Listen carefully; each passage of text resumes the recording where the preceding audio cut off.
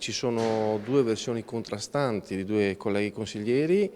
Io ho formulato immediatamente ieri, quando sono stato convocato ufficialmente, formulato comunque le scuse per qualsiasi situazione che possa essere in qualche modo creatasi in quel momento dove io non ero presente. È prudente Enoc Soranzo, capogruppo di Fratelli d'Italia in Consiglio regionale, ma l'accusa di molestie mossa al suo compagno di partito Gio Formaggio dalla consigliera leghista Milena Cecchetto è diventata un caso nazionale.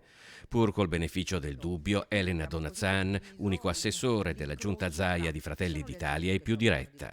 Una donna si sente offesa, a questa donna va dato il massimo della vicinanza e del rispetto.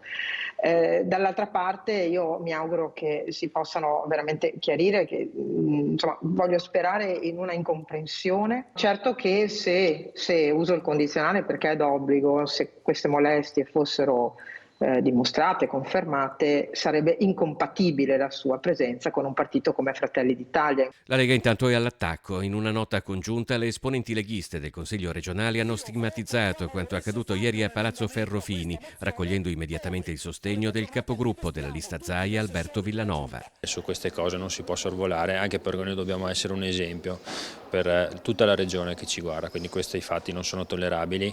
Ha fatto bene Milena a parlare, ha fatto bene e deve avere tutto il sostegno, come dice prima, la difesa del suo gruppo. Sulla stessa linea anche il capogruppo della Lega Giuseppe Pan, che ritiene la vicenda ancora più grave per essere accaduta in una sede istituzionale. Formaggio dice che è caduto dalle nuvole. Sentendo la Milena non mi sembra sia così. Questo sinceramente con dei fatti del genere io voglio assolutamente credere a Milena e su questo non ci sono dubbi. E ha avuto modo di parlare anche con la segreteria regionale o addirittura nazionale di una vicenda che oramai ha superato i confini del Veneto e che riattira dentro il partito?